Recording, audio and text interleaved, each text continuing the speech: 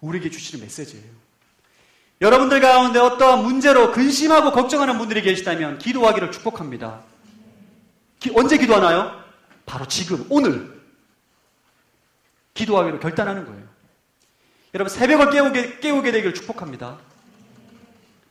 제가 이렇게 청년들 많이 상담하다 보면 안타까운 지체들이 뭐냐 하면 결혼에 대해서 너무 많이 걱정하고 근심을 가지고 있는데 기도를 안 해요. 기도를 안 해. 걱정만 해. 그럼 어떻게 될 것 같아요? 결혼 못 하죠.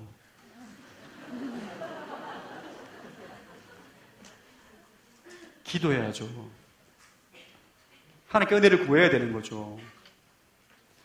제가 믿는 것 중에 하나, 하나님은 은혜를 구하는 자에게 반드시 은혜를 주시는 분이십니다. 진리예요. 여러분 청년의 때에 결혼의 문제로 걱정하고 근심하고 마무리하지 마시고 기도하십시오. 아멘. 1년을 작정해보세요. 1년.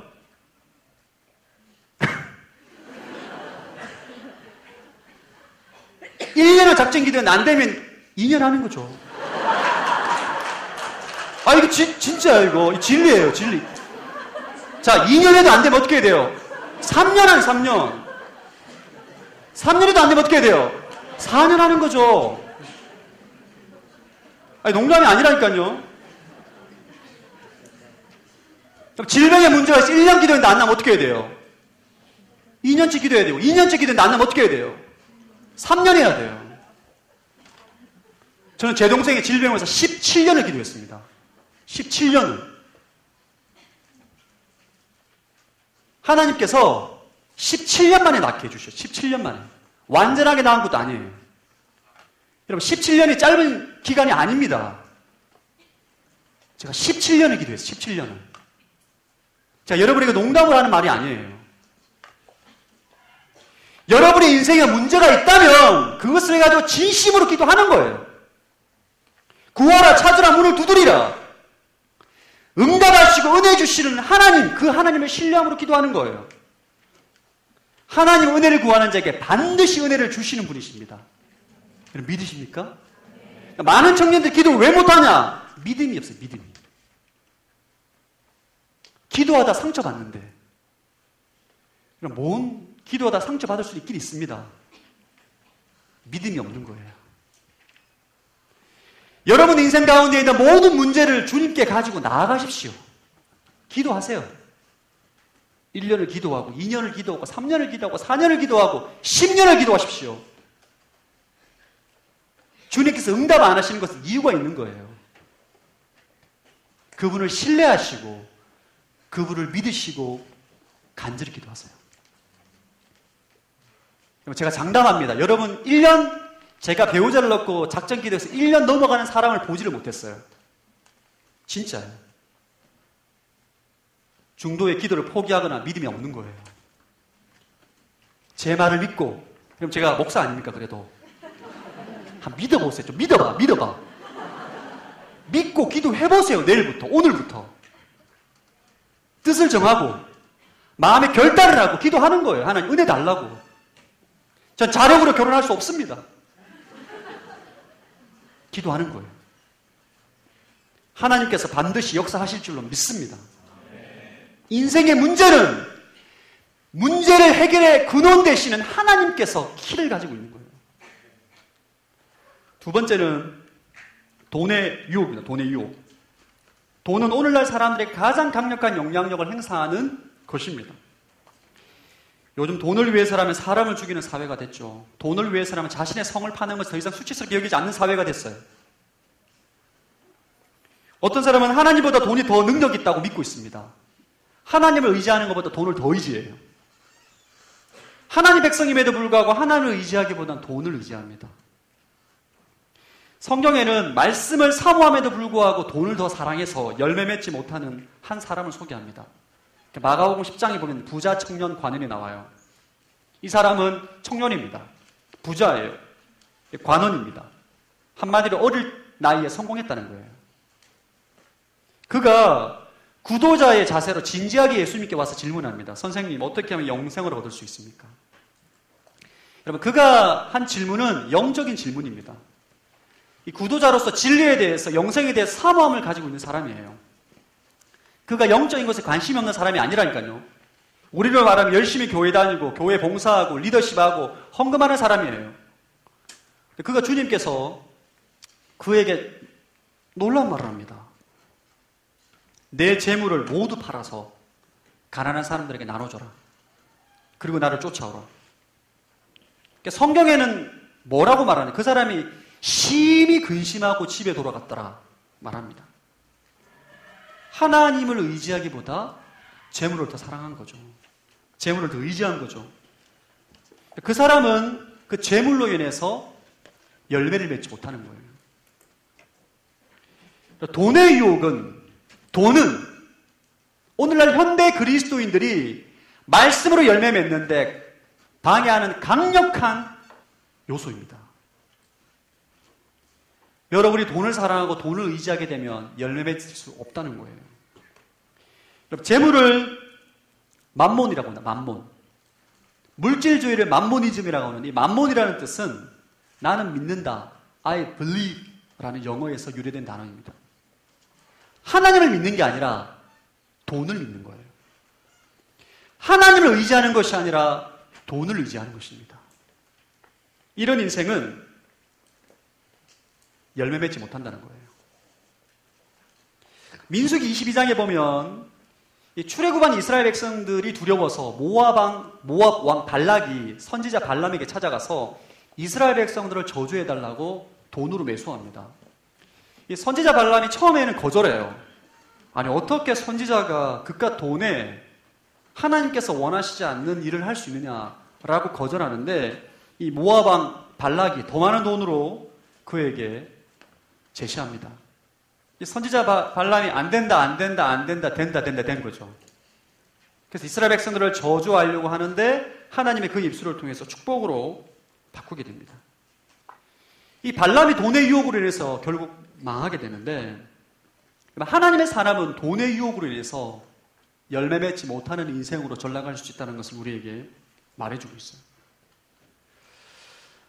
지금 이 자리에 돈 문제로 걱정하고 있는 분들이 계시다면 돈 문제를 하나님께 맡기게 되길 축복합니다. 우리 잠언 16장 3절 말씀 한번 읽어보겠습니다. 잠언 16장 3절 시작.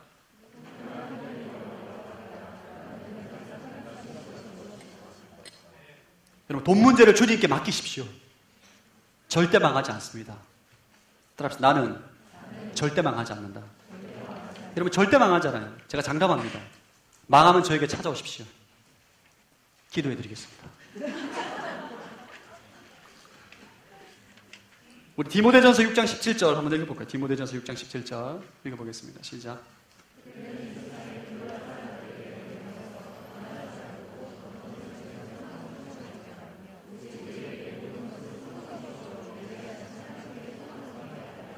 사도 바울이 권면하며 덧없는 재물에 소망을 두지 마라. 하나님께 소망을 두라. 그런 인생이 열매 맺게 된다 말씀하고 있는 거죠. 세 번째, 세상의 쾌락입니다. 세상의 쾌락. 세상의 쾌락을 사랑하는 사람들은 이것만 사랑하는 사람이 아니에요. 하나님의 은혜도 좋아하고 쾌락도 좋아하는 거예요. 하나님을 사랑하지만 세상도 사랑하는 거예요. 일명 양다리 신앙입니다. 양다리 신앙. 이 쾌락을 사랑하는 사람들의 특징 중에 하나는 분주합니다. 할 게 너무 많아요. 세상 친구도 만나야 되고, 여행도 가야 되고, 콘서트도 가야 되고, 동호회도 가야 되고, 데이트도 해야 되고, 벚꽃놀이도 가야 되고, 다 해야 되는 거예요. 주일 예배 드릴 시간이 부족한 거예요. 주일날 너무 바빠. 할 게 너무 많은 거예요. 돌잔치도 가야 돼. 누구 만나야 돼. 데이트도 해야 돼. 여러분, 친구 만나고 여행 가고 콘서트 가는 것이 나쁜 게 아니에요. 문제가 되는 것은 하나님을 사랑하는 것보다 그것을 더 사랑하는 게 문제인 거예요. 제가 아는 청년 가운데 이런 청년이 야구를 너무 좋아하는 청년이 있어요. 야구를. 이 청년이 야구를 너무 좋아해가지고 이 형제는 신앙도 믿고 나쁘지 않은 친구입니다. 하나님을 사랑하고 예배를 드리고 기도하는 거, 성경 공부를 너무 좋아하는 친구인데 동호회 가입해서 매주 토요일마다 야구를 하다가 이 동호회가 야구하는 시간대를 주일날 오전으로 옮겼어요. 딱 11시. 주일 오전 예배드리는 시간대. 이 형제님이 굉장히 고민했습니다. 야구를 해야 되나, 예배를 드려야 되나. 이 형제가 저에게 찾아와서 하는 말이 과관입니다. 전사님, 그때 전사님, 제가 뜻을 정했습니다. 할렐루야. 뭐 어떻게 정했을 것 같아요, 여러분? 예? 예배를 격주로 드리겠다고. 굉장히 저에게 자랑스럽게. 한 주는 예배 드리고 한 주는 야구하고. 야구하는 날은 저녁 7시 예배 드리겠다고.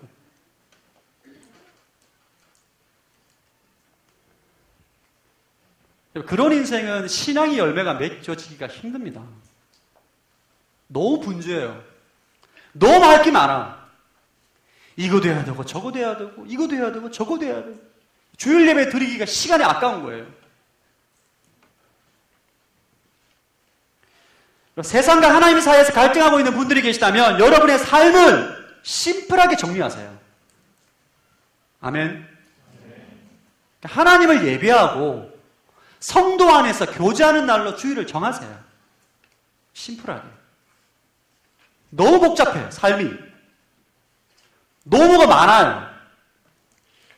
하나님께 우선순위를 드리고 하나님을 예배하고 성령 안에서 교제하는 것으로 뜻을 정하세요.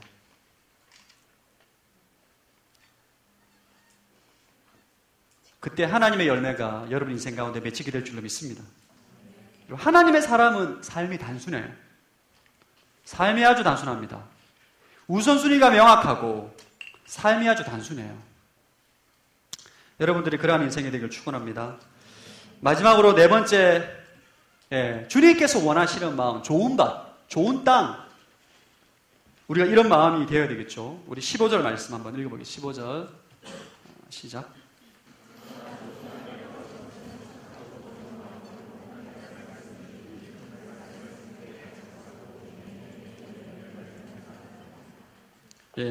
좋은 땅에 네모칸을 쳐주시고 착하고 좋은 마음에 줄을 그어주시고 굳게 간직 네모, 인내의 네모.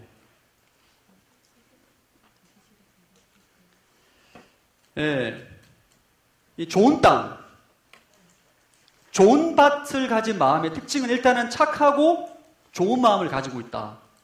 이들은 말씀을 듣고 난 다음에 어떻게 하냐면 말씀을 마음 굳게 간직합니다. 깊게. 그리고 인내한다. 그래서 좋은 열매를 맺는데 8장 8절은 100배나 많은 열매가 맺혀지게 됩니다. 한두 개가 아니라 꽃배기 장사가 아니라 엄청나게 기하급수적인 열매가 맺혀진다는 거예요. 좋은 마음밭을 가지고 있는 사람들의 특징은 말씀을 들을 때의 두 가지 특징을 오늘 본문에서 볼 수 있어요. 첫 번째 뭐냐면 말씀을 굳게 간직한다. 이게 뭐냐? 묵상이에요, 묵상. 말씀을 마음에 새기고, 생각하고, 또 새기고, 이게 묵상인 거죠. 마치 소가 풀을 뜯어먹고 난 다음에 계속 되새김질 하듯이 생각하고, 또 생각하고, 또 생각하고, 또 생각하고. 좋은 마음밭을 가지고 있는 사람들 특징 중에 하나는 말씀을 습관적으로 묵상합니다. 본능적으로 묵상해요, 본능적으로. 생각하지 않으려고 하더라도 말씀을 들으면 본능적으로 묵상하는 거예요. 제가 이번 주 목요일날 순장님 한 분이 저에게 주일날 설교 말씀이 너무 은혜로워서 막 얘기하는데 제가 순간 아찔했어요. 저도 기억이 잘 안 나는 거예요. 제가 설교했는데 그게 기억이 잘 안 나는 거예요. 그래서 그 순장님이 저보다 훨씬 훌륭하다. 주일날 말씀을 듣고 난 다음에 목요일날까지 계속 그 말씀을 곱씹는 거죠. 마음에 굳게 간직하는 거죠. 말씀을 묵상하는 것은 마치 감기약을 먹는 것과 비슷합니다. 독한 감기약을 먹으면 감기약 기운이 제 몸을 지배합니다. 붕 떠있죠, 이렇게. 몽롱한 상태에서. 마치 사람이 말하면 에코가 들리는 것처럼 들리고, 감기약을 먹으면 감기약에 취하는 것처럼 말씀을 깊이 묵상하면 말씀에 취하는 거예요. 말씀이 그의 사고와 생각을 완전히 지배해버립니다. 이것이 굳게 간직하는 거예요. 시편에는 말씀을 묵상하는 인생을 다음과 같이 표현합니다. 시편 1편 1절에 3절 말씀 한번 읽어보겠습니다. 우리가 잘 알고 있는 시편 1편 한번 읽어보겠습니다. 시작.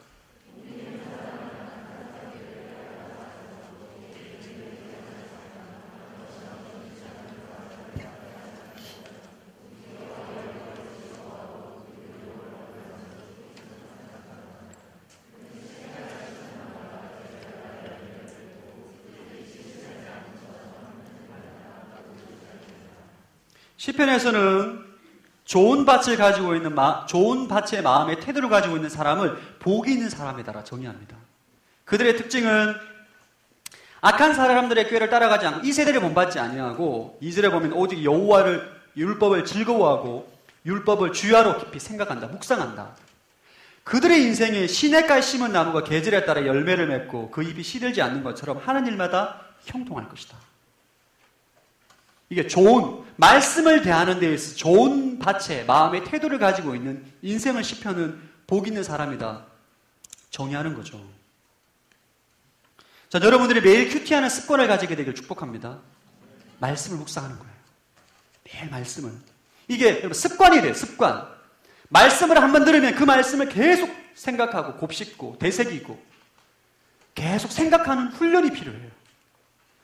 여러분에게 큐티를 장려하고 또 큐티 세미나와 줄 순모임인데 큐티를 나누라고 하는 것은 바로 이 묵상하는 삶을 살게 하기 위함입니다. 복 있는 사람으로 살아가라는 거죠. 하나님의 축복과 열매와 형통 맺는 삶을 살아갈 수 있도록 교회에서 계속적으로 훈련하는 거예요. 자, 여러분들이 말씀을 묵상하는 훈련을 많이 하게 되면 사람의 사고가 굉장히 깊어지고 넓어지게 됩니다. 유대인들은 어릴 때부터 어떤 훈련을 하냐 하면 말씀 한 구절에 질문 15개, 30개를 만드는 훈련을 해요. 여러분 한번 해보세요. 성경 한 구절을 가지고 질문을 30개 뽑아내기 정말 어렵습니다. 여러분 한 본문을 오늘 한번 해보세요. 여러분 오늘 설교 본문 누가복음 8장 4절에서 15절까지 말씀을 가지고 질문을 30개 뽑아보세요. 30개. 반복되는 거 말고 동일하게 되는 거 말고 30개를 질문을 뽑아보십시오. 여러분이 매일 아침마다 그 훈련을 하면은 여러분의 사고가 깊어지고 넓어지게 되어 있어요. 통찰력을 가지게 돼요. 통찰력. 똑같은 사물을 보더라도 깊고 넓은 사고를 하게 되는 거예요. 유대인들이 왜 그렇게 돈을 잘 버느냐? 똑같은 시장 환경을 보더라도 어릴 때부터 깊고 넓은 사고를 훈련하기 때문에 다른 사람들이 보지 못하는 돈줄을 보는 거예요. 이게 진짜입니다, 여러분. 이게 진짜예요. 노벨상을 많이 타는 이유가 그만큼 말씀을 통해 사고하는 훈련을 하게 된 거예요. 자, 여러분들이 물론 그들은 그리스도를 모르지만 우리는 그리스도를 알고 구원을 알고 하나님 백성들이 말씀을 묵상하는 습관을 가지게 되길 축복합니다. 이것이 좋은 마음의 밭을 가지고 있는 사람의 태도 첫 번째입니다. 두 번째는 뭐냐 하면 인내. 말씀을 마음 가운데 깊이 간직하고 인내한다는 거예요. 8장 15절에 보면 말씀을 들은 뒤 그 말씀을 굳게 간직하고 인내의 좋은 열매를 맺는다. 한 알의 씨가 땅에 떨어져서 싹이 나고 자라서 열매를 맺기까지는 절대적인 시간이 소요가 됩니다. 봄에 저는 시골 출신이라 농사를 좀 졌거든요. 벼농사를 지을 때 봄에 파종을 하고 여름에 절대 수확할 수 없어요. 반드시 가을이 되어야만 열매를 수확할 수 있는 거예요. 마찬가지 영적인 원리도 마찬가지예요. 말씀의 씨앗이 떨어졌을 때 반드시 인내하는 시간을 가져야만 열매를 수확할 수 있습니다. 본문에서 말하는 인내는 단순히 기다리는 것을 말하는 것이 아닙니다. 우리 히브리서 10장 36절을 보면 히브리서 10장 36절 한번 읽어보겠습니다. 시작.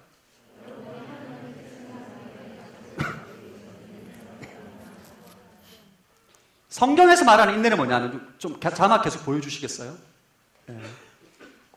히브리서 10장에 말하고 있는 뭐냐면 하나님의 뜻을 행한 후에 하나님이 약속한 것을 받으려면 인내가 필요하다. 이건 어떤 인내냐 하면 먼저 하나님 말씀에 순종을 하고 약속한 것이 이루어질 거라고 믿고 기다리는 거예요. 성경에서 말하는 인내는 그 안에 순종이 들어가 있고 믿음이 들어가 있고 인내가 들어가 있는 거예요. 여러분이 말씀을 묵상하고 되새기고 마음 가운데 깊이 간직하고 난 다음에 그 말씀대로 순종하고 그 말씀이 이루어질 것이라 믿고 기다리는 것. 이것이 바로 말씀을 듣는 열매를 굉장히 많이 맺는 좋은 밭이라는 거예요. 믿음의 조상 아브라함이 그러한 삶을 살았죠. 아들을 주겠다 약속하고 난 다음에 약속을 받고 난 다음에 25년을 기다립니다. 그 안에 불순종하고 믿지 못하고 여러 가지 연약한 모습 보이지만 아브라함은 25년 동안 믿음으로 순종하고 기다리고 인내함을 통해서 열매를 맺게 되는 거죠. 말씀 앞에 인내하지 못하고 기다리지 못하는 것은 믿음이 없는 거예요. 포기하는 것은 믿음이 없는 것입니다. 우리가 계속 또 누가복음에서 하나님께서 말씀하시는 것은 예수 그리스도께서 말씀하실 때 내 믿음이 너를 구원하였다. 내 믿음이 너를 치유하였다. 우리의 믿음을 보시는 거거든요. 인내한다는 것은 믿음으로 주님을 기다리는 것입니다. 여러분 아까 웃으셨는데 10년을 기다리면 11년째 기도하고 11년째 기도했는데 응답이 안 되면 12년째 기도하고 그렇게 얘기한 거는 제가 그렇게 했기 때문입니다. 저는 여러분 제 동생의 질병으로 인해서 예수님 믿었어요. 24살 때 군대 제대하고 난 다음에 혈기왕성할 때 세상에 쾌락에 빠지기 정말 좋은 나이 때에 그때 예수님을 믿었습니다. 투병생활 17년 사실 그 이상을 했습니다. 사실 제가 투병생활 너무나 10년 이상 하고 난 다음에 제가 너무나 응답되지 않아서 낙심해서 정말 깊은 좌절과 절망 가운데 신대원 도서관에 앉아서 기도하고 있을 때였어요. 너무너무 좌절이 되는 거예요. 아무리 기도해도 응답이 안 되는 거예요. 이게 뭐 1, 2년이 아니에요. 거의 그때가 2007년도였으니까 한 15년째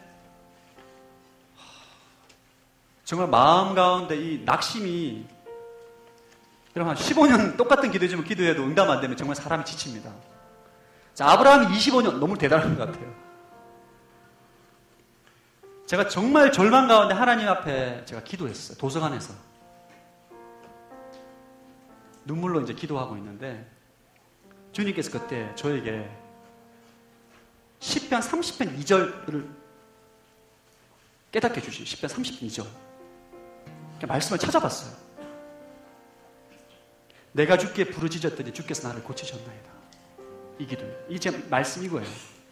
내가 주께 부르짖었더니 주께서 나를 고치셨나이다. 그때 하나님께서 이 말씀으로 내 동생의 고백이 되게 해주시겠구나. 그런 믿음이 생기더라고요.